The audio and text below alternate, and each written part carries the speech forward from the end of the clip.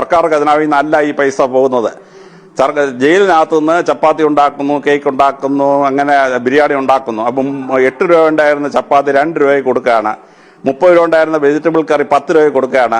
100 രൂപ ഉള്ള ചിക്കൻ കറി 20 രൂപയ്ക്കാണ് ജയിലിൽ നിന്ന് കൊടുക്കുന്നത്. അപ്പൊ കേരളത്തിലെ ജനങ്ങളുടെ ജീവിത നിലവാരത്തിലുള്ള ചെലവ് ഗണ്യമായി കുറഞ്ഞു. ഞാൻ തുടങ്ങി വെച്ച ഈ ഫുഡ് പ്രൊഡക്ട്സ്, ചപ്പാത്തി ഉൾപ്പെടെയുള്ള പ്രൊഡക്ഷൻസിന് അന്ന് 3 കോടി രൂപയായിരുന്ന വരുമാനം ഇപ്പൊ 16 കോടി രൂപയാണ്. ബഡ്ജറ്റിൽ വകകൊള്ളിക്കാത്ത ഒരു 16 കോടി രൂപ സർക്കാരിന് വന്നുകൊണ്ടിരിക്കുകയാണ്. പണ്ട് ട്രഷറി പൂട്ടുമായിരുന്നു, ഇപ്പൊ ട്രഷറി പൂട്ടുകയില്ല. കാരണം ഓരോ ദിവസവും വിൽക്കുന്ന ചപ്പാത്തിയുടെ വില വൈകിട്ട് 4 മണി കഴിയുമ്പോൾ ട്രഷറി കൊണ്ട് അടയ്ക്കും. ഇപ്പൊ തിരുവനന്തപുരം ട്രഷറിയിലൊക്കെ 6 ലക്ഷം രൂപയാണ് ഒരു ദിവസം വന്നുകൊണ്ടിരിക്കുന്നത്. അപ്പൊ അങ്ങനെ തടവുകാർ കഷ്ടപ്പെട്ടുണ്ടാക്കുന്ന 16 കോടിയിൽ നിന്നാണ് ഈ പൈസ പോകുന്നത്. സർക്കാർ ഖജനാവിൽ നിന്ന് എടുത്ത് കൊടുക്കുന്നുള്ള വ്യാഖ്യാനം ശരിയല്ല. സാധാരണക്കാരുടെ ഡെയിലി വേജസുകാരുടെ കൂലി എത്ര, അല്ലെങ്കിൽ ആശാവർക്കന്മാരുടെ കൂലി എത്ര എന്ന് കമ്പയർ ചെയ്യാൻ പാടില്ല. കാരണം ജയിലിലെ വർക്ക് 24 മണിക്കൂറാണ്. ചപ്പാത്തി ഉണ്ടാക്കാനായിട്ട് 10 ലക്ഷം ചപ്പാത്തി ഉണ്ടാക്കണം തിരുവനന്തപുരം സെൻട്രലിൽ ഒരു ദിവസം. അവൻ രാത്രി 8 മണി കയറുന്നത് ചിലപ്പോൾ 12 മണി വരെ ജോലി ചെയ്യും, അടുത്തത് 12 മണി തൊട്ട് വെളുപ്പിന് 4 മണി വരെ ജോലി ചെയ്യും. അങ്ങനെ 24 മണിക്കൂർ അവൻ ജോലി ചെയ്തിട്ടാണ് ഈ ഫുഡ് പ്രോഡക്ട്സ് ഉണ്ടാക്കുന്നത്. ഞാൻ ടെലിവിഷനിൽ ഒരിക്കൽ പറഞ്ഞത്, കേരളത്തിലെ ജയിലുകളിൽ നിന്ന് ആഹാരം ഉണ്ടാക്കി ജനങ്ങൾ കൊടുക്കുന്നത് 15 കോടിയാണ് ബഡ്ജറ്റില്ലാതെ സർക്കാർ ഫണ്ടിലേക്ക് പോകുന്നത്. തടവുകാർക്ക് റീ എംപ്ലോയ്മെൻറ്റ് കൊടുക്കാനായിട്ട് അവരെ തൊഴിൽ പഠിപ്പിച്ചു. എനിക്ക് ആശയം കിട്ടിയത് പരിസ്ഥിതി പ്രവാചകൻ്റെ നിന്നാണ്. ബദർ യുദ്ധം കഴിഞ്ഞു, കുറേ തടവുകാരെ പിടിച്ചുകൊണ്ട് വന്നു. അന്നത്തെ ഇസ്ലാമിക നിയമം അനുസരിച്ച് 10 സ്വർണ്ണ നാണയം കൊടുത്തെങ്കിലേ സ്വാതന്ത്ര്യം കിട്ടൂ. പരിസ്ഥിതി പ്രവാചകൻ എന്ത് ചെയ്തു? ആ കൊണ്ടുവന്ന കൂട്ടത്തിൽ അദ്ദേഹത്തിൻ്റെ അങ്കിളുണ്ട്, അദ്ദേഹത്തിൻ്റെ മകളുടെ ഭർത്താവുണ്ട് ആ തടവുകാരായിട്ട് പിടിക്കപ്പെട്ടവരുടെ കൂട്ടത്തിൽ. വല്ല എക്സംഷനും കൊടുത്തോ? ഒരു എക്സംഷനും കൊടുത്തില്ല. പക്ഷേ അദ്ദേഹം പറഞ്ഞു, 10 സ്വർണ്ണ നാണയം കിട്ടുന്നതിന് പകരം നിങ്ങളെല്ലാം വിദ്യാഭ്യാസമുള്ളവരാണ്, നിങ്ങൾ 10 പേരെ എഴുതാനും വായിക്കാനും പഠിപ്പിച്ചാൽ നിങ്ങൾക്ക് സ്വാതന്ത്ര്യം തരുന്നതാണ്. അതായത് 10 gold coins is equivalent to giving literacy to 10 persons. വിദ്യാധനം സർവ്വധനാൽ പ്രധാനമെന്ന് നമ്മൾ ഇന്ത്യയിൽ പറയും. വിദ്യാധനം സർവ്വധനാൽ പ്രധാനം, എത്ര രൂപയ്ക്കാണ് അത് ഈക്വലൻസ് എന്ന് പ്രഖ്യാപിച്ചത് പരിസ്ഥിതി പ്രവാചകനാണ്. 10 സ്വർണ്ണ നാണയത്തിന് പകരം 10 പേരെ സാക്ഷരരാക്കുക. അപ്പോൾ ഒരു സ്വർണ്ണ നാണയം 28,000 രൂപ വിലയുള്ളതാണ്. വരാഹൻ എന്ന് പറയുന്ന നാണയം. ഈ വരാഹൻ എന്ന് പറയുന്നത് ഇന്ത്യയിൽ നിന്ന് പോയൊരു നാണയമാണ്. അത് രസകരമായ സംഭവമാണ്. രാഷ്ട്രകൂട രാജവംശൻ്റെ നാണയമായിരുന്നു വരാഹൻ. രാഷ്ട്രകൂട രാജവംശം ദശാവതാരങ്ങളിൽ 3ാമത്തെ അവതാരമായിരുന്നു അവരുടെ ആസ്ഥാന ദേവൻ മത്സ്യംകൂർമ്മം വരാഹം. ആ വരാഹത്തിൻ്റെ രൂപമാണ് നാണയത്തിൽ കൊത്തിയിരുന്നത്. ആ വരാഹത്തിൻ്റെ രൂപം കൊത്തിയതായതുകൊണ്ടാണ് വരാഹൻ എന്ന് മഹാരാഷ്ട്രയിൽ ആ നാണയത്തെ വിളിച്ചിരുന്നത്. അറബി ഭാഷയിലെ സ്വർണ്ണ നാണയത്തിൻ്റെ പേര് വരാഹൻ എന്നാണ്. മുസ്ലിങ്ങൾക്ക് തീരെ ഇഷ്ടമില്ലാത്തൊരു മൃഗമാണ് ഈ വരാഹം. പക്ഷേ അതിൻ്റെ പേരിലാണ് സ്വർണ്ണ നാണയമാണ് അറിയപ്പെടുന്നത്. ആ സ്വർണ്ണ നാണയം 28,000 രൂപ. അപ്പോൾ ഒരാൾക്ക് സ്വാതന്ത്ര്യം കിട്ടണമെങ്കിൽ 28,000 × 10 2,80,000 രൂപ കൊടുക്കണം ഒരാൾക്ക് സ്വാതന്ത്ര്യം കിട്ടാൻ. പ്രവാചകൻ പറഞ്ഞു, നിങ്ങൾ ഈ 2,80,000 രൂപ അവിടെ നിന്ന് കൊണ്ടുവരാനൊന്നും പറ്റില്ല. നിങ്ങളൊരു കാര്യം ചെയ്യും, 10 പേരെ പഠിപ്പിക്കണം. 10 പേരെ പഠിപ്പിച്ച് കഴിഞ്ഞാൽ നിങ്ങൾക്ക് സ്വാതന്ത്ര്യം തരാം. അങ്ങനെ അറബികളെ ഈ തടവുകാരെ പഠിപ്പിച്ചു. 10 പേരെ സാക്ഷരരാക്കിയപ്പോൾ സ്വാതന്ത്ര്യം കൊടുത്തു. സ്വാതന്ത്ര്യം കൊടുത്തു കഴിഞ്ഞപ്പോൾ അവരോട് പ്രവാചകൻ പറഞ്ഞു, നിങ്ങളിപ്പോൾ സ്വതന്ത്രരാണ്, പക്ഷേ നിങ്ങൾക്ക് ഞങ്ങൾ അധ്യാപകരായിട്ട് ഞാൻ ജോലി തരാം, നിങ്ങളിവിടെ അറബികളെ സാക്ഷരരാക്കാൻ പറഞ്ഞു. അങ്ങനെ അറബികൾക്ക് സാക്ഷരത കിട്ടി. ഇവരെ സാക്ഷരത എന്ന് പറഞ്ഞ സിസ്റ്റം ഉണ്ടാക്കി, അറബികൾക്ക് സാക്ഷരത ഉണ്ടാക്കി. ഏറ്റവും സാക്ഷരരായ ഒരു ജനസമൂഹമായിട്ട് വാർത്തു. ഇസ്ലാം പോയ സ്ഥലത്തൊക്കെ സർവകലാശാലകൾ സ്ഥാപിച്ചു. ഇന്ത്യയിലെ ബുദ്ധമതം സ്ഥാപിച്ചതാണ് സർവകലാശാലകൾ. നളന്ദയും തക്ഷശിലയും വിക്രമശിലയും ഉദന്തപുരിയൊക്കെ. ആ സർവകലാശാലകൾ മുസ്ലിങ്ങൾ കോപ്പി ചെയ്തു. മുസ്ലിങ്ങൾ കോപ്പി ചെയ്ത് അവർ ബാഗ്ദാദ് സർവകലാശാല ഉണ്ടാക്കി, ഈജിപ്തിൽ കെയ്റോ സർവകലാശാല ഉണ്ടാക്കി, സ്പെയിനിൽ കൊർഡോബ സർവകലാശാല ഉണ്ടാക്കി. അതിഗംഭീരമായ ലൈബ്രറികൾ അതിൻ്റെ ഭാഗമായി. 100 കൊല്ലം കൊണ്ട് പൊളിറ്റിക്കൽ ക്യാപിറ്റൽ വിദ്യാഭ്യാസ തലസ്ഥാനത്തേക്ക് മാറി. ഇറാഖിൻ്റെ തലസ്ഥാനം ബാബിലോണായിരുന്നു. പക്ഷെ 100 കൊല്ലം കഴിഞ്ഞപ്പോൾ തലസ്ഥാനം ബാഗ്ദാദിലേക്ക് മാറി. ഈജിപ്തിൻ്റെ തലസ്ഥാനം മെംഫിസ് ആയിരുന്നു. 100 കൊല്ലം കെയ്റോ യൂണിവേഴ്സിറ്റി ഫംഗ്ഷൻ ചെയ്ത് കഴിഞ്ഞപ്പോൾ ഈജിപ്തിൻ്റെ തലസ്ഥാനം കെയ്റോയിൽ വന്നു. സ്പെയിനിൻ്റെ തലസ്ഥാനം മാഡ്രിഡ് ആയിരുന്നു. പക്ഷേ 100 കൊല്ലം കഴിഞ്ഞപ്പോൾ കൊർഡോബായിലോട്ട് വന്നു തലസ്ഥാനം. ഈ യൂണിവേഴ്സിറ്റികൾ ലോകത്തിന് അറിവ് മുഴുവൻ സമാഹരിച്ച് വെച്ചു. യൂറോപ്പ് മുഴുവൻ അന്ധകാര യുഗത്തിൽ പോയി. ആ അറിവ് മുഴുവൻ ശേഖരിച്ച് വെച്ചത് മുസ്ലിങ്ങളാണ് അവരുടെ യൂണിവേഴ്സിറ്റികളിൽ. ഓവിഡിൻ്റെ മുഴുവൻ പുസ്തകവും നഷ്ടപ്പെട്ടിരുന്നു. അത് മുഴുവൻ അറബിയിൽ നിന്ന് റീട്രാൻസ്ലേറ്റ് ചെയ്തിട്ടാണ് നമ്മൾ കാണുന്ന ഓവിഡുള്ളത്. അരിസ്റ്റോട്ടലിൻ്റെ പകുതി ബുക്ക് നഷ്ടപ്പെട്ടു പോയിരുന്നു, കത്തിപ്പോയിരുന്നു. അരിസ്റ്റോട്ടലിൻ്റെ ബുക്കുകൾ അറബികൾ ട്രാൻസ്ലേറ്റ് ചെയ്ത് വെച്ചിരുന്നു. അത് റീട്രാൻസ്ലേറ്റ് ചെയ്തിട്ടാണ് നാം കാണുന്ന അരിസ്റ്റോട്ടലിൻ്റെ പല ബുക്കും നമ്മൾ കാണുന്നത്. അങ്ങനെ വിശ്വസാഹിത്യവും വിശ്വത്തിലുള്ള നോളജും അവർ ട്രാൻസ്ലേറ്റ് ചെയ്ത് വെച്ചു. പക്ഷേ അവരതിൻ്റെ ഒറിജിനൽ കോപ്പി എടുത്തില്ല. ഉദാഹരണത്തിന് കണക്ക്, നമ്മളിന്ന് ലോകത്തിലെ ന്യൂമറൽസിൽ വിളിക്കുന്ന അറബിക് ന്യൂമറൽസ് എന്നാണ്.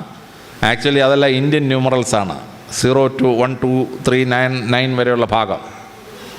പക്ഷേ അറബികളിൽ നിന്ന് കിട്ടിയതായതുകൊണ്ട് അവർ അറബിക് ന്യൂമറൽസ് എന്ന് വിളിച്ചു. പക്ഷേ മുസ്ലിങ്ങൾ എന്ത് ചെയ്തു? അതിൻ്റെ ഒറിജിനലിൻ്റെ ക്രെഡിറ്റ് എടുത്തില്ല. സായിപ്പന്മാരെന്ത് ചെയ്യുന്നറിയാമോ? ചീന ഭരണി എടുത്തിട്ട് മെയ്ഡ് ഇൻ ഇംഗ്ലണ്ട് എന്ന് അടിക്കും. ചീന ഭരണിക്ക് മെയ്ഡ് ഇൻ ഇംഗ്ലണ്ട്. കണക്കിനെ അറബികൾ വിളിച്ച പേര് ഹിന്ദി സത്ത്, ഇന്ത്യയിൽ നിന്ന് വരുന്ന അറിവെന്നാണ്. ഹിന്ദി സത്ത്. ആ മഹത്തായ വിദ്യാഭ്യാസ പ്രക്രിയ ആൽബറൂണി ഉണ്ടാക്കി, അൽ ഖ്വാറിസിമി ഉണ്ടാക്കി, മഹാന്മാരുടെ ഒരു പണ്ഡിത നിരയുണ്ടാക്കി. ഇസ്ലാം വലിയ വലിയ ലൈബ്രറികൾ സ്ഥാപിച്ചു. കെയ്റോ യൂണിവേഴ്സിറ്റിയുടെ ലൈബ്രറി 1000 ഒട്ടകങ്ങൾ വിചാരിച്ചാൽ ട്രാൻസ്ഫർ ചെയ്യാൻ പറ്റാത്തത്ര വലുതായിരുന്നു എന്നാണ് ചരിത്രത്തിൽ രേഖപ്പെടുത്തിയിരിക്കുന്നത്. മംഗോൾസ് ഒന്ന് ഒരുപാട് കത്തിച്ചു, പക്ഷേ ബാക്കിയുള്ളത് രക്ഷപ്പെട്ടു. അങ്ങനെ അന്ധകാര യുഗം കഴിഞ്ഞ് ലോകം തിരിച്ചു വന്നപ്പം ഈ നോളജ് മുഴുവൻ തിരിച്ച് അറബിയിൽ നിന്ന് അതാത് ഭാഷകളോട് ട്രാൻസ്ലേറ്റ് ചെയ്തു. അങ്ങനെ ലോകത്തെ അന്ധകാര യുഗത്തിൽ നിന്ന് പുറത്തുകൊണ്ടുവരാനുള്ള വലിയ വിദ്യാഭ്യാസ പ്രക്രിയയാണ് ഇസ്ലാം ഉണ്ടാക്കിയ വലിയ വിദ്യാഭ്യാസ പ്രക്രിയ. അവരുടെ നിയമസംഹിത ലോകത്തിന് അത്ഭുതകരമായ ഒരു നിയമസംഹിതയായിരുന്നു. കേരളവും ഇന്ത്യയുമൊക്കെ മോഡലാക്കിയ നിയമസംഹിതകളിൽ പലതും ഇസ്ലാമിൻ്റെ വലിയ സംഭാവനയാണ്. പരിശുദ്ധ പ്രവാചകൻ ലോകത്തിന് വലിയ വെളിച്ചം കൊടുത്തു ഈ പ്രസ്ഥാനത്തിലൂടെ. അങ്ങനെ ലോകത്തിൻ്റെ ചരിത്രത്തിൻ്റെ ഗതി മാറ്റി എഴുതി. ഞാനൊരു സത്യക്രിസ്ത്യാനിയാണ്, പക്ഷേ പ്രവാചകനെ പറ്റി പഠിക്കും തോറും എനിക്കുണ്ടാകുന്ന അത്ഭുതം വളരെ വലുതാണ്.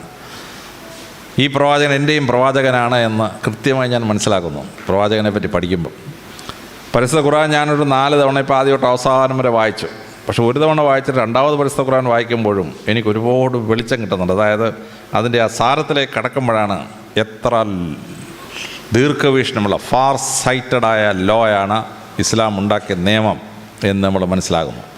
കുറ്റകൃത്യങ്ങൾ കൺട്രോൾ ചെയ്ത്, നിയമം ഉപയോഗിച്ച് അഴിമതി കൺട്രോൾ ചെയ്ത് വളരെ നല്ല ഭരണ സമ്പ്രദായം ഇസ്ലാമിന് സൃഷ്ടിക്കാൻ പറ്റി. പരിശുദ്ധ പ്രവാചകൻ ഉണ്ടാക്കിയ വലിയ നിയമസംഹിത. അതിലേറ്റവും എന്നെ അത്ഭുതപ്പെടുത്തുന്നതാണ് എക്സിക്യൂഷൻ ലെവലിൽ നിൽക്കുന്ന എന്നെപ്പോലുള്ള പോലീസ് ഉദ്യോഗസ്ഥന്മാർക്ക് മാർഗനിർദ്ദേശം കൊടുത്തുകൊണ്ട് പരിശുദ്ധ പ്രവാചകൻ ഇറക്കിയ പ്രസിദ്ധമായ ഹാദിത്ത്. ഒരു സ്ത്രീയുടെ സ്വത്ത് മറ്റൊരാൾ തട്ടിയെടുത്തു. ആ തട്ടിയതെടുത്ത് തിരിച്ചു കൊടുക്കാനായി സ്ത്രീ കംപ്ലൈൻറ്റ് ചെയ്തു. പക്ഷെ റവന്യൂവും പോലീസും നീതി കൊടുത്തില്ല. ആ സ്ത്രീ പരിശുദ്ധ പ്രവാചകൻ്റെ അടുത്തെത്തി. പരിശുദ്ധ പ്രവാചകൻ്റെ അടുത്തെത്തി പ്രവാചകനോട് കംപ്ലൈൻറ്റ് ചെയ്തു. പ്രവാചകൻ ആ നിയമം മനസ്സിലാക്കിയിട്ട് ആ സ്ത്രീക്ക് സ്വത്ത് തിരിച്ചു കൊടുക്കാൻ പറഞ്ഞു. എന്നിട്ട് പോലീസ് ഉദ്യോഗസ്ഥനോടും റവന്യൂ ഉദ്യോഗസ്ഥനോടും പരിശുദ്ധ പ്രവാചകൻ പറഞ്ഞ പ്രസിദ്ധമായ ഹാദിത്താണ് ടീയേഴ്സ് വുമൺ ഈ sparks of fire, it burns where it falls. സ്ത്രീയുടെ കണ്ണുനീർ തീപ്പൊരിയാണ്, അത് വീഴുന്ന സ്ഥലം ദഹിച്ചു പോകുന്നതാണ്. ഇത് ശരിയായിരുന്നെങ്കിൽ കേരളത്തിലെ പോലീസ് സ്റ്റേഷനൊക്കെ എപ്പോഴേ കത്തിപ്പോയനാണെന്നറിയാം, അത് വേറെ കാര്യം. എങ്കിലും സ്ത്രീക്ക് കണ്ണീരുണ്ടാവാത്ത രീതിയിൽ രാജാവ് രാജ്യം ഭരിക്കണം. ഇത് വലിയൊരു തത്വം പ്രവാചകൻ ലോകത്തെ പഠിപ്പിച്ചതാണ്. ഒരു സ്ത്രീ വന്ന് പ്രവാചകനോട് പറഞ്ഞു, പ്രവാചക, എൻ്റെ ഭർത്താവ് മരിച്ചുപോയി. എന്നെ ഭർത്താവിനെ ട്രീറ്റ് ചെയ്ത ഡോക്ടർക്ക് ശരിയായ ക്വാളിഫിക്കേഷൻ ഉണ്ടോയെന്ന് എനിക്കൊരു സംശയം. പ്രവാചകൻ ഉത്തരവിട്ടു. മെക്കയിലെ മുഴുവൻ മെഡിക്കൽ പ്രാക്ടീഷേഴ്സിനെ ചെക്ക് ചെയ്യാൻ പറഞ്ഞു. അവൻ്റെ പഠിത്തം വാലിഡാണെന്ന് അറിയാൻ വേണ്ടി. 19 പിടിച്ച് ഈ വ്യാജ ഡോക്ടർമാരൊന്നും ഉണ്ടായിരുന്നപ്പോഴാണ് ഇത് വായിച്ചപ്പോഴാണ് മനസ്സിലായത്. എല്ലാ വ്യാജനെയും അദ്ദേഹം പിടികൂടി. ഒരാൾക്ക് പ്രാക്ടീസ് ചെയ്യണമെങ്കിൽ അവൻ ക്വാളിഫൈഡ് ആയിരിക്കണം. പ്രവാചകൻ്റെ അടുത്തൊരു സ്ത്രീ വന്ന് പറയുന്നു, ഞങ്ങളുടെ മരുപ്പച്ചയിൽ എൻ്റെ ഭർത്താവ് മരിച്ചുപോയി, ചികിത്സിക്കാൻ ഡോക്ടറില്ലായിരുന്നു പ്രവാചക, അതുകൊണ്ടാണ് സംഭവിച്ചത്.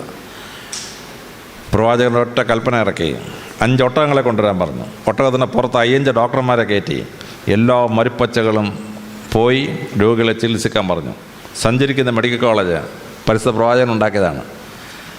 ഡോക്ടർ 9 മണ്ടയ്ക്ക് പേരും വെച്ചിട്ട് വാടായോടെ പേഷ്യൻസ് എല്ലാം എന്ന് പറഞ്ഞ പരിപാടിയാക്കത്തില്ല. പ്രവാചകൻ പറഞ്ഞു, ഡോക്ടർ രോഗി എവിടെയാണെന്ന് വെച്ചാൽ അവിടെ പോയി ചികിത്സിക്കണം.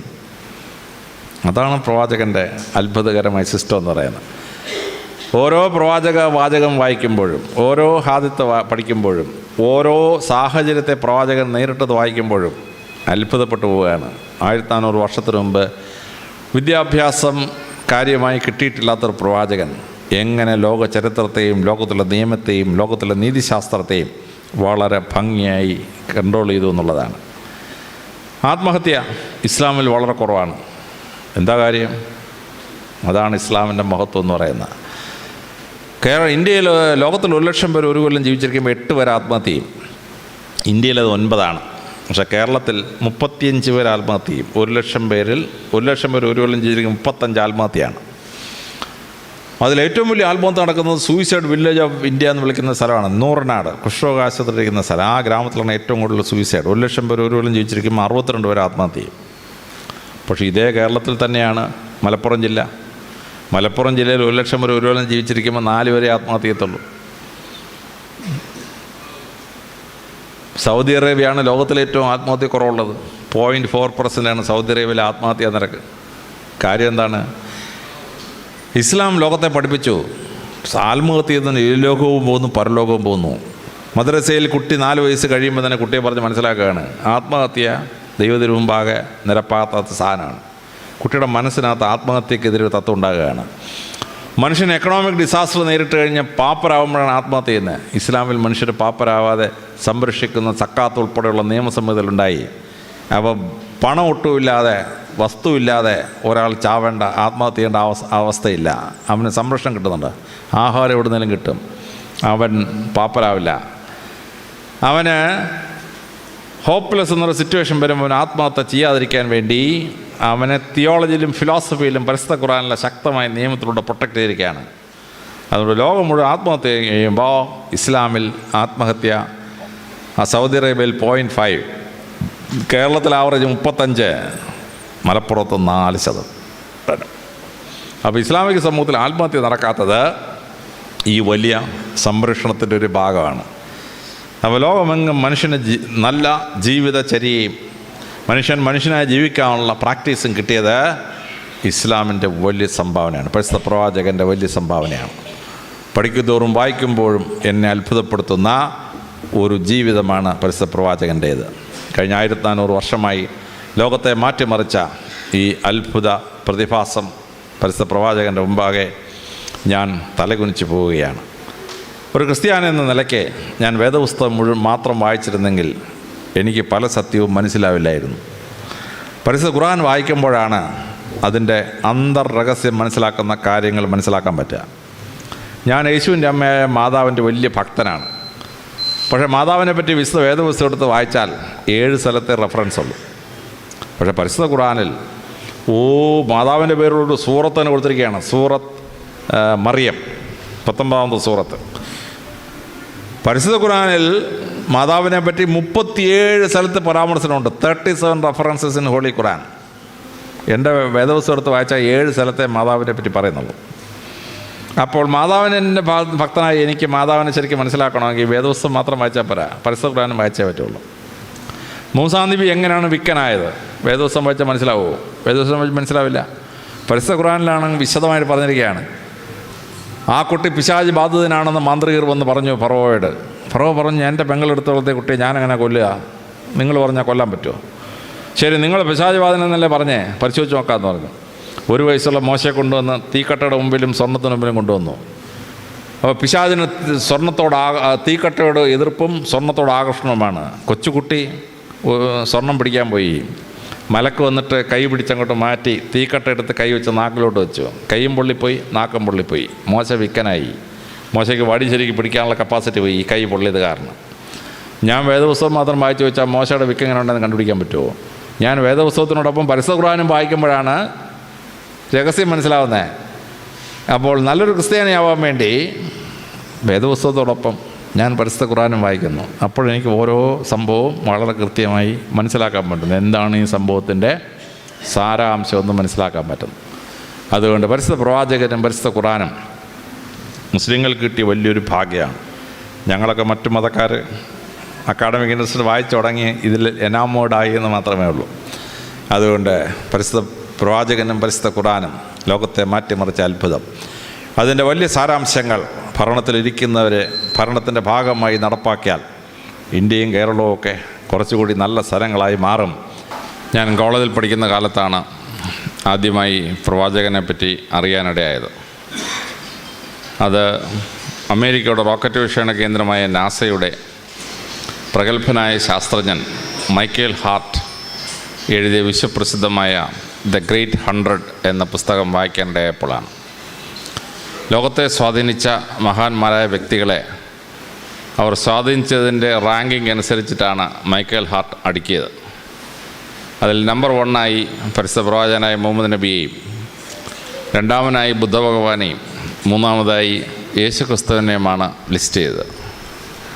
സത്യക്രിസ്ത്യാനിയായി എനിക്ക് ഇത് തീരെ സഹിക്കാത്ത ഒരു കാര്യമായിരുന്നു.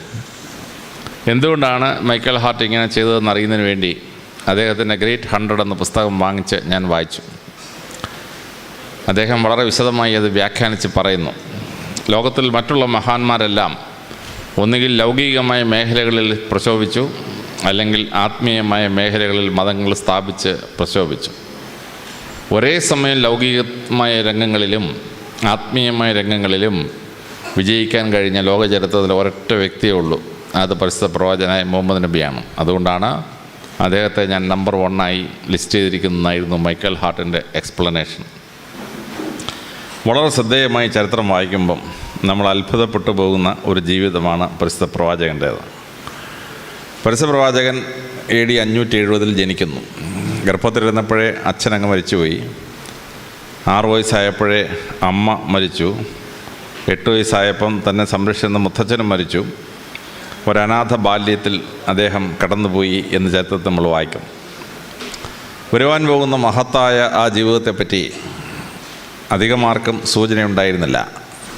പക്ഷേ 24 വയസ്സുള്ളപ്പോൾ ആദ്യമായി പരിശുദ്ധ പ്രവാചകൻ നടന്നു വരുന്ന വഴിയിൽ ഒരു ഓർത്തഡോക്സ് വൈദികൻ, ബുഷേറ എന്നൊരു വൈദികൻ എതിരെ വന്ന് സാഷ്ടാംഗ പ്രണാമം ചെയ്ത ശേഷം, മഹാനായ പ്രവാചക, അങ്ങേക്ക് സ്വസ്തി എന്ന് പറഞ്ഞു.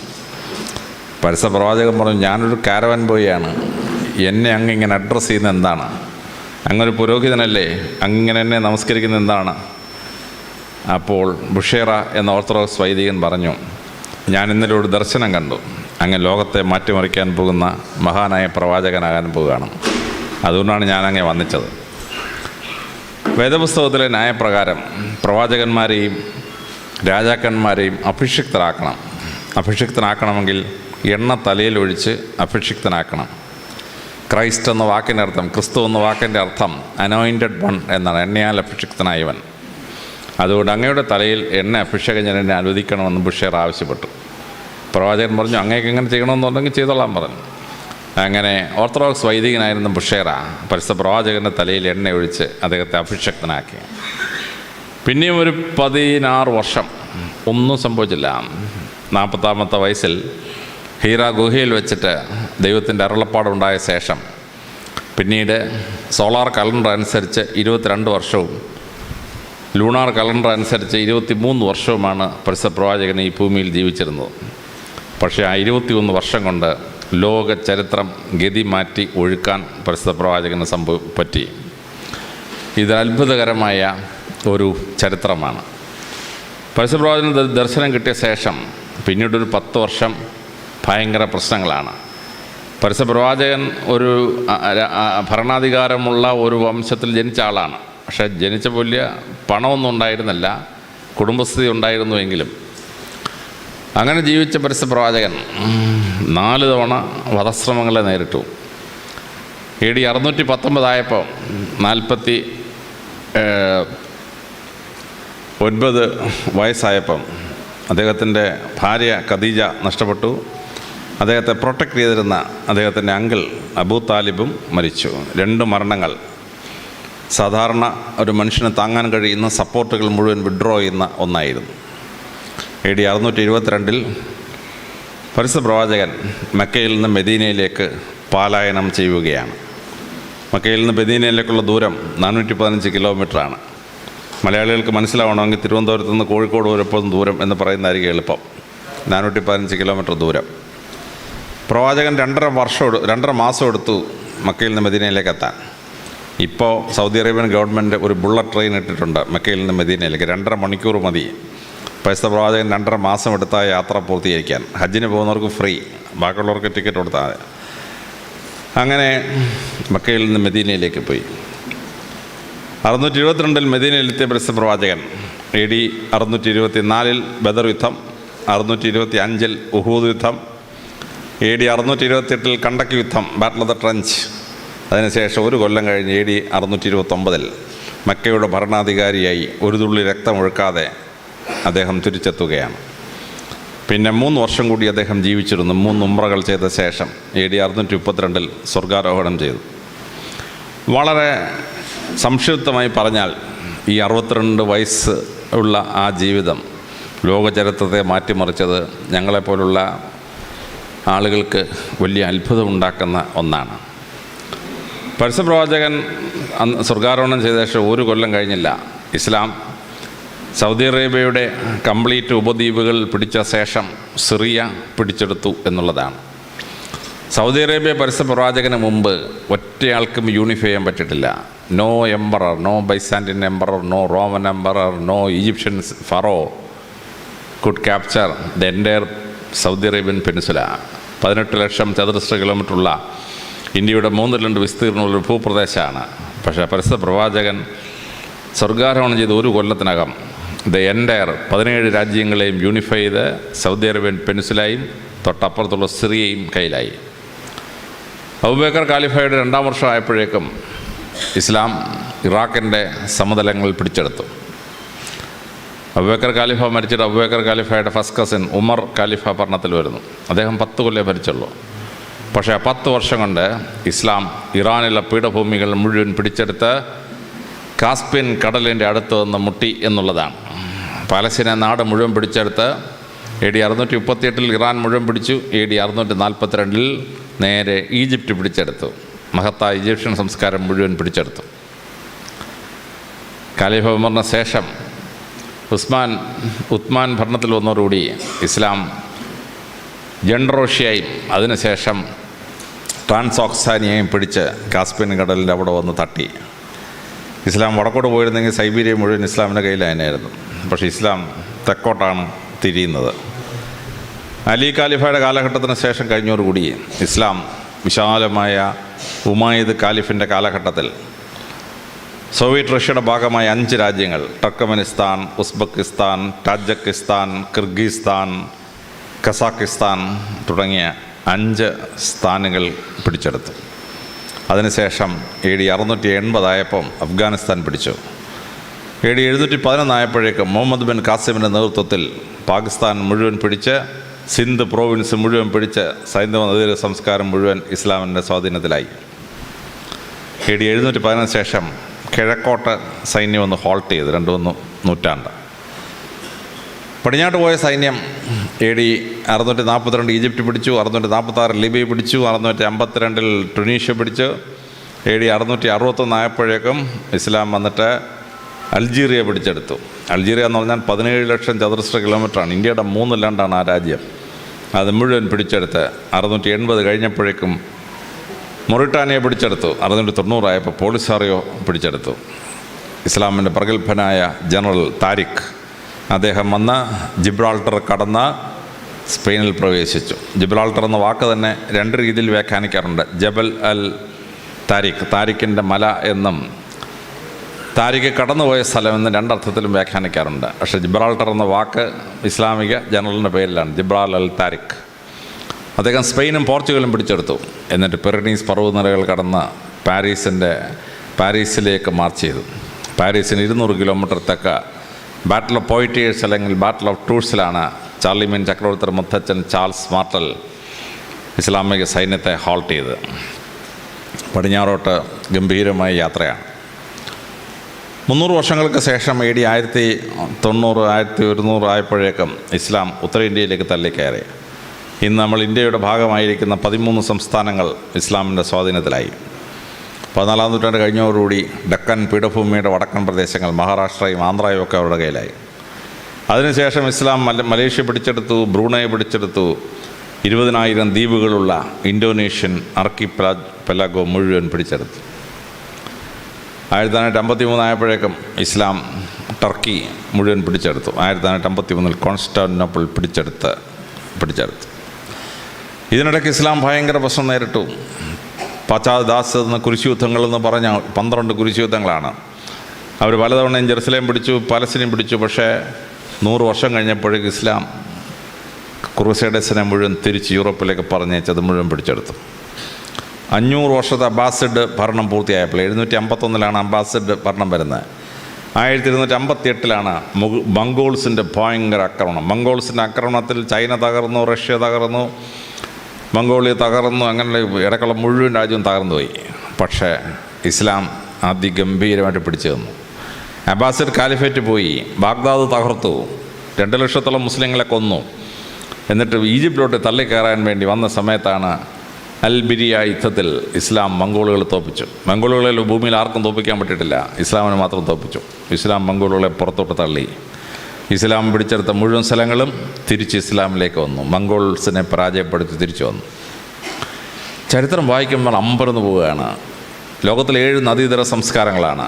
ആ 7 നദീതര സംസ്കാരങ്ങളിൽ 6 നദീതര സംസ്കാരങ്ങളും ഇസ്ലാമിൻ്റെ സ്വാധീനത്തിലായി. ഈജിപ്ഷ്യൻ സംസ്കാരം, സുമേരിയൻ സംസ്കാരം, ബാബിലോണിയൻ സംസ്കാരം, അസീറിയൻ സംസ്കാരം, പേർഷ്യൻ സംസ്കാരം, സൈന്ധവ നദീതര സംസ്കാരം, നൈജർ നദി തീരത്തുള്ള സൊഹൈൽ സംസ്കാരം എല്ലാം ഇസ്ലാമിൻ്റെ കയ്യിലായി. ചൈന ഒഴിച്ച് ബാക്കി 7 നദീതര സംസ്കാരങ്ങളിൽ 6 ഇസ്ലാമിൻ്റെ സ്വാധീനത്തിലായി. ഇസ്ലാമിൻ്റെ സ്വാധീനത്തിൽ വന്ന രാജ്യങ്ങൾ 69 എണ്ണമാണ്. 69 ഇസ്ലാമിക രാജ്യങ്ങളുണ്ട് ഈ ലോകത്തിൽ. അതിൻ്റെ ആകെ ഏറിയ 3,20,00,000 ചതുരശ്ര കിലോമീറ്ററാണ്. ഇന്ത്യയുടെ ആകെ വിസ്തൃതി 32 ലക്ഷം ചതുരശ്ര കിലോമീറ്ററാണ്. ഇന്ത്യയുടെ 11 ഇരട്ടിയാണ് ഇസ്ലാമിൻ്റെ സ്വാധീനത്തിലുള്ള രാജ്യങ്ങളുടെ വിസ്തൃതി. ഇസ്ലാമിൻ്റെ സ്വാധീനത്തിലുള്ള ജനസംഖ്യ 140 കോടിയാണ്. ഇന്ത്യയുടെ ആകെ ജനസംഖ്യയെക്കാളും 10 കോടി കൂടുതലാണ് ഇസ്ലാം മതത്തിൽ വിശ്വസിക്കുന്നവരുടെ ലോകത്തിലെ അംഗസംഖ്യ. അമേരിക്കയിലെ 2ാമത്തെ വലിയ ജനവിഭാഗമായി ഇസ്ലാം മാറി. പണ്ട് ക്രിസ്ത്യാനികൾ കഴിഞ്ഞ പിന്നെ യഹൂദന്മാരായിരുന്നു. ഇപ്പോൾ യുണൈറ്റഡ് സ്റ്റേറ്റ്സ് ഓഫ് അമേരിക്കയിൽ മാത്രം 6 മില്യൺ 60 ലക്ഷം മുസ്ലിംസ് ഉണ്ട്. They overtaken Jews by around 10 lakh. 50 lakh യഹൂദന്മാരുള്ളപ്പോൾ 60 ലക്ഷം മുസ്ലിങ്ങൾ യുണൈറ്റഡ് സ്റ്റേറ്റ്സ് ഓഫ് അമേരിക്കയിൽ ഉണ്ടെന്നുള്ളതാണ് ഇപ്പോഴത്തെ അവസ്ഥ. പരസ്യപ്രവാചകൻ്റെ ഒരു ജീവിതം 22 വർഷം കൊണ്ട് മറിച്ച ഈ ഭൂവിഭാഗം അലക്സാണ്ടർ ദ ഗ്രേറ്റ് എന്ന് നമ്മൾ പറയും. അലക്സാണ്ടർ ദ ഗ്രേറ്റ് പിടിച്ച സാമ്രാജ്യത്തിൻ്റെ 8 ഇരട്ടിയാണ് ഇസ്ലാമിൻ്റെ സ്വാധീനത്തിൽ വന്ന രാജ്യങ്ങളുടെ വിസ്തീർണം. അലക്സാണ്ടർ ചക്രവർത്തിയിൽ സാമ്രാജ്യത്തിൽ ആകെയുള്ള ജനസംഖ്യയുടെ 10 ഇരട്ടിയാണ് ഇസ്ലാമിൻ്റെ സ്വാധീനത്തിലുള്ള ജനസമൂഹം. ലോകത്തിൻ്റെ എല്ലാ സ്ഥലത്തും ഇസ്ലാമിൻ്റെ പ്രാർത്ഥന നടന്നുകൊണ്ടിരിക്കുകയാണ്. 5 രേഖാംശങ്ങളിൽ പ്രാർത്ഥന ഇങ്ങനെ നടന്നുകൊണ്ടിരിക്കുകയാണ്. അപ്പോൾ ഭൂമി ഇങ്ങനെ റൊട്ടേറ്റ് ചെയ്യുമ്പോൾ 5 സ്ഥലത്ത് പ്രാർത്ഥന കേൾക്കുന്നതിനാൽ ഇസ്ലാമിൻ്റെ പ്രാർത്ഥന കേൾക്കാത്ത ഒരു സമയം ഭൂമിയിലില്ല. 24 hours കേട്ടുകൊണ്ടിരിക്കുകയാണ്. പരസ്യപ്രവാചകൻ്റെ ഒരു ജീവിതം ലോകത്തെ ഇങ്ങനെ മാറ്റിമറിച്ചത് എങ്ങനെയെന്ന് പഠിക്കുമ്പോഴാണ് നമ്മൾ അത്ഭുതത്തോടുകൂടി ആ ജീവിതത്തെ മനസ്സിലാക്കേണ്ടി വരുന്നത്. പരസ്യപ്രവാചകൻ ലോകത്തെ മാറ്റിമറിച്ചത് ഏറ്റവും ആദ്യത്തേത് ദൈവസങ്കല്പത്തിലുള്ള മാറ്റമായിരുന്നു. ഭൂമിയിൽ ആദ്യമായി മനുഷ്യൻ പ്രകൃതി ശക്തികളെ ആരാധിച്ചിരുന്നു. ഇടി ഒരു ദൈവം, മഴയൊരു ദൈവം, ആകാശം ഒരു ദൈവം, ഇങ്ങനെ പ്രകൃതി ശക്തികളൊക്കെ ദൈവങ്ങളാക്കി മാറിയിരുന്നു. സൂര്യന് ദൈവം, ചന്ദ്രനൊരു ദൈവം, ഇങ്ങനെയായിരുന്നു. ഇങ്ങനെ വിശ്വസിച്ചിരുന്ന ജനസമൂഹം അതിനുശേഷം സൂമോർഫിക് ഗോഡ്സ് എന്ന് പറയുന്ന മൃഗങ്ങളുടെ ഷേപ്പുള്ള ദൈവസങ്കല്പത്തിലേക്ക് മാറി. കാളയൊരു ദൈവം, പശു ഒരു ദൈവം, കുറുക്കനൊരു ദൈവം, ഇങ്ങനെ ഓരോ സ്ഥലത്ത് ദൈവസങ്കല്പത്തിന് സൂമോർഫിക് ഗോഡ്സ് എന്ന് പറയപ്പെടുന്ന ദൈവങ്ങളാണ്. അതിൻ്റെ അടുത്ത ഘട്ടം എത്തിയപ്പോൾ മനുഷ്യനും മൃഗം കൂടെ ചേരുന്ന ഒരു രൂപമായി ദൈവത്തിൻ്റെ ഭാവം. അപ്പോൾ നൂബിസ് എന്നൊരു ദേവനുണ്ട് ഈജിപ്തുകാർക്ക്, പകുതി കുറുക്കൻ പകുതി മനുഷ്യൻ. ഇന്ത്യക്കാർക്ക് ഒരു നരസിംഹമുണ്ട്, പകുതി സിംഹം പകുതി മനുഷ്യൻ. ഈജിപ്തുകാരുടെ വലിയ ദേവനാണ് ഹോറസ്, തല പരുന്താണ്, ശരീരം മനുഷ്യൻ്റെയാണ്. യൂറോപ്പിലെ പ്രസിദ്ധനായ ഒരു ദേവനുണ്ടായിരുന്നു കാസ്റ്റർ, തല മനുഷ്യൻ്റെയാണ്, ഉടൽ കുതിരയുടെയാണ്. നമുക്ക് തന്നെ ഗണപതി സങ്കല്പമുണ്ട്, ആനയും മനുഷ്യനും കൂടെ ചേർന്ന സങ്കല്പം. അപ്പോൾ മിക്സഡ്, മൃഗവും മനുഷ്യനും ചേർന്ന ഒരു ദൈവഭാവം ഉണ്ടായി. അത് കഴിഞ്ഞപ്പോൾ മനുഷ്യൻ ആന്ത്രോപോമോർഫിക് ഗോഡ്സ് എന്ന സങ്കല്പം ഉണ്ടായി. ദൈവം മനുഷ്യനെ പോലിരിക്കും, 2 കണ്ണ്, ഒരു മൂക്ക്, ഒരു ചെവി, ഇങ്ങനെ ദൈവം മനുഷ്യനെ പോലിരിക്കുകയാണ്. ദൈവം മനുഷ്യനെ പോലെ ചിന്തിക്കും, മനുഷ്യ സ്ത്രീകളെ കണ്ടാൽ ദൈവത്തിന് വികാരം വരും, ഇങ്ങനെയൊക്കെയാണ് പരിപാടികൾ. അപ്പോൾ ഇതിങ്ങനെ വന്ന സമയത്താണ് മനുഷ്യൻ ദൈവത്തെ പോലെ ഇരിക്കുമെന്നുള്ള, ദൈവങ്ങൾ ഭൂമിയിൽ വന്ന് മനുഷ്യ സ്ത്രീകളുമായി ബന്ധമുണ്ടാക്കി കുട്ടികളെ ജനിപ്പിക്കും, ദൈവത്തിന് ഭാര്യ, മക്കൾ, ഇങ്ങനെയൊക്കെയുള്ള സങ്കല്പമാണ്. അങ്ങനെ ദൈവസങ്കല്പം സ്റ്റക്കായി നിൽക്കുന്ന അവസരത്തിൽ പരിശുദ്ധ പ്രവാചകൻ വന്ന് ദൈവസങ്കല്പത്തെ മാറ്റിമറിച്ചു. Formless God. ദൈവത്തിന് ഫോമില്ല. ദൈവത്തിന് കണ്ണില്ല പക്ഷെ കാണാം, ചെവിയില്ല പക്ഷെ കേൾക്കാം. Formless God. ആ ഫോംലെസ് ഗോഡ് എന്ന് പറയുന്നത് അതിഗംഭീരമായ ഒരു വിപ്ലവമാണ്. ദൈവത്തെ ഫോംലെസ് ആക്കി മാറ്റി. ദൈവത്തിന് ഭാര്യയില്ല, മക്കളുമില്ല. ദൈവത്തിന് പുത്രനുമില്ല, പുത്രിയില്ല. ദൈവം ദൈവമാണ്, മനുഷ്യൻ മനുഷ്യനാണ്. ഇത് അതിശ്രദ്ധേയമായ ഒരു സങ്കല്പം ദൈവസങ്കല്പത്തെ മാറ്റിമറിച്ചു. മറ്റു സമൂഹങ്ങളിൽ ദൈവം എണ്ണത്തിൽ വളരെ കൂടുതലായിരുന്നു. ഇന്ത്യയിൽ തന്നെ 33 കോടി ദേവന്മാരുണ്ടായിരുന്നു. യൂറോപ്യന്മാരുടെ ദൈവങ്ങളെല്ലാം കൂടെ എണ്ണിയാൽ 12,000 മേളിലായിരുന്നു. ഈജിപ്തുകാരുടെ ദൈവങ്ങളെല്ലാം കൂടെ കൂട്ടിയ 1000 മേളിലാണ്. പരിശുദ്ധ പ്രവാചകൻ പറഞ്ഞു, വൺ ഗോഡ്, മോണോതെയിസം. ക്രിസ്തുവിന് 1400 വർഷങ്ങൾക്ക് മുമ്പ് അക്കനാത്തോൺ എന്ന് പറഞ്ഞൊരു ഒരു ഫറോ രാജാവാണ് ആദ്യം ഏകദൈവ വിശ്വാസം പറഞ്ഞത്. അയാളെ തല്ലിക്കൊന്നു. അയാളുടെ മോൻ തീയെ തല്ലിക്കൊന്നു. അതാണ് തൂത്തൻകാമൻ എന്ന് പറയുന്നത്. തൂത്തിനെ തല്ലിക്കൊന്നു. 22 വയസ്സായപ്പോഴേ മരിച്ച്. പിന്നെ മൂസ നബി ഏകദൈവ വിശ്വാസം പറഞ്ഞു. പിടിച്ചിരിക്കാൻ പ്രയാസം.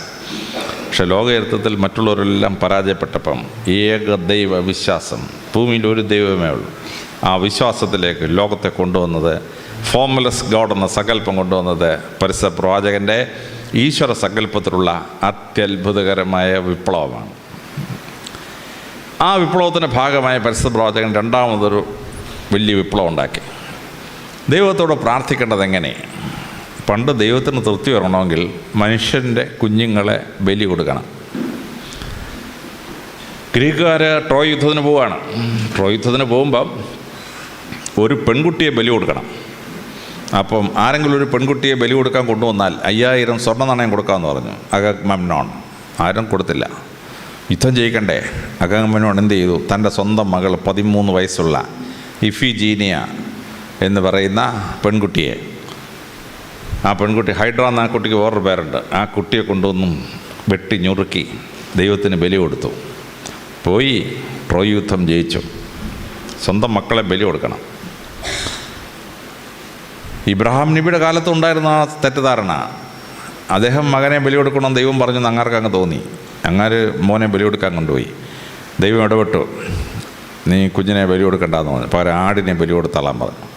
അങ്ങനെയാണ് ഈ മട്ടൺ ബിരിയാണി ഉണ്ടാക്കുന്ന പരിപാടിയൊക്കെ നമ്മൾ പഠിച്ചത്. മട്ടണെ തിന്നുക, ദൈവം മനുഷ്യരെ വേണ്ട. അമേരിക്കയിലെ മായൻ സംസ്കാരവും അസ്ട്രക് സംസ്കാരവും അവർ എത്രത്തോളം മനുഷ്യൻ്റെ രക്തം ഒഴുക്കുന്നു അത്രത്തോളം ദൈവത്തിന് തൃപ്തിപ്പെടുമെന്നാണ്.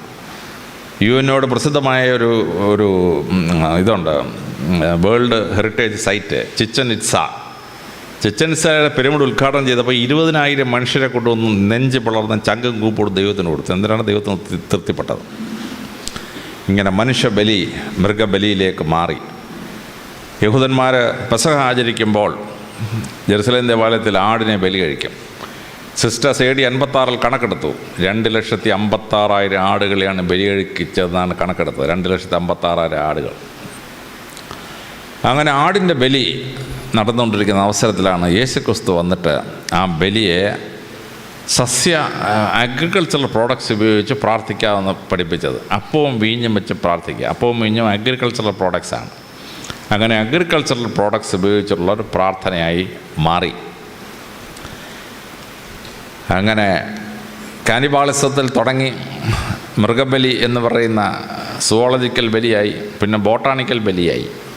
അങ്ങനെ ഇരിക്കുന്ന സമയത്താണ് പരിശുദ്ധ പ്രവാചകൻ അത്ഭുതകരമായ വിപ്ലവം ഉണ്ടാക്കിയത്. പ്രവാചകൻ പറഞ്ഞു, ദൈവത്തെ സന്തോഷിപ്പിക്കാൻ ഒരു മൃഗത്തെയും കൊല്ലണ്ട, ഒരു സസ്യത്തെയും കൊല്ലണ്ട, നിങ്ങൾ ദൈവത്തോട് നേരിട്ടങ്ങ് പ്രാർത്ഥിച്ചാൽ മതി.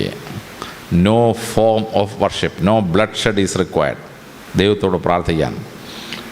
അങ്ങനെ ഈ ബലി എന്ന സങ്കല്പം മാറ്റി നേരിട്ട് ദൈവത്തോട് പ്രാർത്ഥിക്കേണ്ട സിസ്റ്റം കൊണ്ടുവന്നു.